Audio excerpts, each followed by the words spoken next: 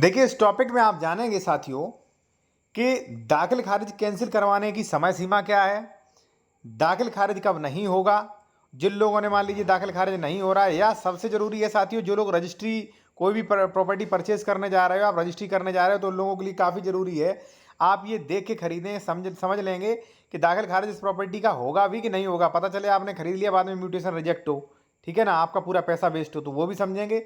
और दाखिल खारिज कैंसिल के नियम और प्लस रेस्टोरेशन एप्लीकेशन, तो जो भी लोग मान लीजिए दाखिल खारिज वगैरह कैंसिल करवाना चाहते हैं, खासकर जूनियर वकील हैं, उनके लिए तो काफ़ी इंपॉर्टेंट है, सीनियर ऐसी जानकारी नहीं देते उन्हें, तो इसलिए ठीक है। चलिए आते हैं अपने टॉपिक पर। और सबसे पहले तो मैं ये कहूँगा कि यदि आप ड्राफ्टिंग की बुक ये लेना चाहते हैं साथियों, तो ये ले सकते हैं, ये काफ़ी अच्छी बुक है, ठीक है ना।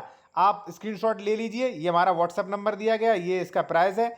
इसमें खासियत ये है कि जैसे मान लीजिए हमने साथियों स्टे के लिए एप्लीकेशन के लिए ड्राफ्टिंग दी, तो उस पर नियम होगा कि स्टे एप्लीकेशन कैसे देना है, किस धारा में देना। जैसे मान लीजिए अब बंटवारा का है, ठीक है ना, जैसे मान लीजिए सीमांकन का है, तो इसमें नोट होगा कि सीमांकन कब नहीं करवाएं, किस सेक्शन में जाएं। और जैसे मान लीजिए साथियों यहां पर है घोषणात्मक वाद, तो उसके ऊपर भी पहले नियम फिर ड्राफ्टिंग, ठीक है ना। तो जिन लोगों को भाई सालें लग जाती हैं तब नियम नहीं पता चलते, तो वो आपको नियम धाराएं इसके साथ साथ पता चलेंगी, आप इसका स्क्रीनशॉट ले सकते हैं, ठीक है ना।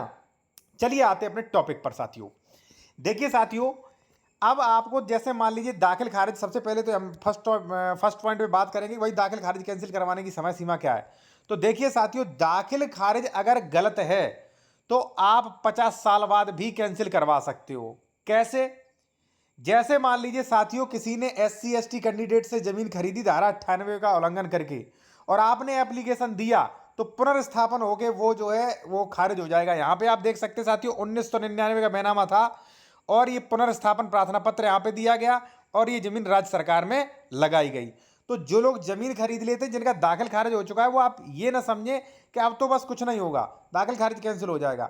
मान लीजिए किसी ने फर्जी दाखिल खारिज करवा दिया, आपको 10 साल बाद पता चला, उसको रेस्टोरेशन दे सकते हो। हाँ, वो बात एक अलग है कि मान लीजिए न्यायालय रेस्टोरेशन एप्लीकेशन स्वीकार ना करे, तो बात एक अलग है। तो दाखिल खारिज कैंसिल की सीमा कोई वैसे डिसाइड नहीं है। अगर आदेश फर्जी है, आपके उस पर प्रभाव डाल रहा है, तो आप कभी भी एप्लीकेशन दे सकते हैं। वैसे कोशिश ये करें कि जानकारी के तुरंत वो करें, जब भी आपको जानकारी हो तब आप जो है 1 साल के अंदर कर दें या 2 साल के अंदर कर दें, ये आप समझें, ठीक है ना। वैसे रिजेक्ट हो जाएगा फिर, ठीक है। अब मान लीजिए रजिस्ट्री आपने करवाई है 1990 में, अब आप दे रहे हो एप्लीकेशन मान लीजिए सन 2000 में, तो ऐसे में स्वीकार नहीं होगा। कुछ कंडीशन ऐसी होती जिनमें आजीवन होगा। जैसे मान लीजिए आपकी पिताजी वसीयत दिखा के किसी ने करा लिया, अब आपको आज पता चला 10 साल बाद, तो कैंसिल हो सकता है, ठीक है ना। तो समय सीमा कोई प्रभावित नहीं हुई है। मुझे लगता है, आशा करता हूं आप समझ गए होंगे, ठीक है। अब दाखिल खारिज कब नहीं होगा वो आप समझ लीजिए साथियों। साथियों दाखिल खारिज तब नहीं होगा जैसे आप मुझसे प्रॉपर्टी खरीद रहे हैं, हमारा दाखिल खारिज नहीं। दूसरी बात, कोई आरक्षित जमीन खरीद ली। तीसरी बात, मान लीजिए उस पर कोई लोन है। चौथी बात, मान लीजिए अगर उस पर कोई विवाद स्टे है तब नहीं दाखिल खारिज होगा। पांचवी बात यह है कि अगर उस पर शपथ पत्र नहीं लगे हैं तब दाखिल खारिज नहीं होगा, ठीक है ना। तो मैं तो ये कहूंगा कि अगर मान लीजिए आप कोई प्रॉपर्टी खरीद रहे हैं साथियों, ठीक है ना, जमीन खरीद रहे हैं, और आपको ये पता करवाना है, खरीद चुके आपको ये पता करवाना है कि भाई वो जमीन कहीं फर्जी या डबल रजिस्ट्री, अंशेदे वगैरह किसी सेक्शन का उल्लंघन तो नहीं करती, मतलब सही है कि नहीं, तो आप मेरे द्वारा भी करवा सकते हैं। हमारा कॉन्टैक्ट नंबर ये दिया गया है, आप व्हाट्सएप मैसेज करके डॉक्यूमेंट भेज के आप चेक करवा सकते हैं निर्धारित फीस जमा करके, ठीक है। अब हम आते हैं लास्ट पॉइंट पर कि दाखिल खारिज कैंसिल के लिए रेस्टोरेशन एप्लीकेशन कैसे लिखें। चलिए मैं आपको बताता हूं, ठीक है।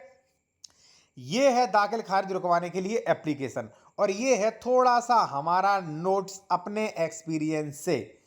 यदि किसी जमीन का दाखिल खारिज हो चुका है और आप उसकी जानकारी बाद में होती है, बाद में जानकारी होती है, और आपको लगता है कि दाखिल खारिज गलत है, विधि के खिलाफ है, तो आप उस दाखिल खारिज के आदेश को न्यायालय में प्रार्थना पत्र करके फिर से उसी आदेश की फाइल दोबारा से सुनवाई के लिए निकलवा सकते हैं। रेस्टोरेशन का मतलब ही वही होता है, पुनर्स्थापन, यानी कि फिर से शुरुआत, ठीक है ना।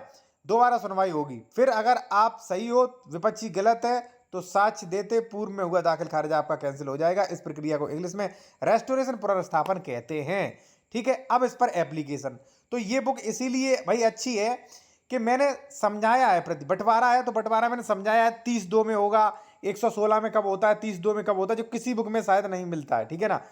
अब मान लीजिए साथियों ये है एप्लीकेशन कैसे लिखना। सेवा में न्यायालय श्रीमान, जो भी आपका न्यायालय हो, तहसीलदार महोदय, जिला, वाद संख्या कुछ लिखना नहीं क्योंकि अभी मिला नहीं, वर्ष वो नहीं, हाँ, इसमें वाद संख्या लिखना है, सॉरी।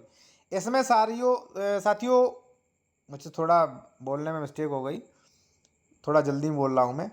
देखिए, इसमें मैं ये कह रहा हूँ वाद संख्या इसलिए जरूरी है क्योंकि तभी पकड़ में आएगा कि 2004 के आदेश संख्या इस पे, ठीक है ना, क्योंकि आपको पता होगा कि कब आदेश हुआ था, तो इसमें वाद संख्या आपको पता है तो डाल सकते हैं और डालना चाहिए। वर्ष डाल दीजिए, वादी बनाम प्रतिवादी वही रहेगा मुकदमे का नाम, मौजा आप डाल दीजिए, धारा 34-35, दिनांक, आदेश दिनांक, किस आदेश को दिनांक मतलब दिनांक को आदेश हुआ था वो कैंसिल करवाना चाह रहे।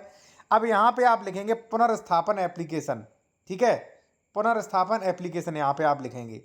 अब यहाँ पे आप कहिए कि निवेदन है कि वाद उक्त में पारित एक पक्षीय आदेश हो गया है महोदय, दिनांक को बिना सुने सूचना पारित किए कर दिया है, जिससे मेरी सख्त हक तलफी है, बहुत बड़ा नुकसान है। उक्त आदेश के बारे में मुझे जानकारी लेखपाल से फर्द खतौनी प्राप्त करने पर हुई। जानकारी होने के तुरंत बाद में बिना किसी देरी के पुनर्स्थापन रेस्टोरेशन दे रहा हूं। मेरे द्वारा जानबूझकर कोई देरी नहीं की गई है, फिर भी अगर कोई देरी हो तो मुझे म्याद अधिनियम की धारा 5 का लाभ प्रदान करें। बाकी आप अनुतोष प्राप्ति की नीचे और लिख सकते हैं पूरा, ठीक है, और ये आप सबमिट कर सकते हैं। और फिर आपके ऊपर होगा आप किस तरीके से न्यायालय में अपना पक्ष रख के रेस्टोरेशन एप्लीकेशन को स्वीकार करवाएं। अगर ये स्वीकार हो गया तो वो आदेश कैंसिल भी हो सकता है, ठीक है ना। तो जो जूनियर वकील है उनके लिए काफ़ी महत्वपूर्ण जानकारी थी। बाकी आप इसका स्क्रीनशॉट ले लीजिए भाई, इसमें भरण पोषण, मेंटेनेंस, मकान बंटवारा, दंपत्ति अधिकारों का पुनर्स्थापन। सबसे खास बात है कि अगर सेल डीड कैंसिलेशन की अगर हमने लिखा है तो ड्राफ्टिंग के साथ साथ नियम भी पता होंगे, ठीक है ना, कि किस शासन में, उसमें किस सेक्शन में, किस नियम में, किस आदेश में, सब कुछ होगा इसमें, ठीक है जी।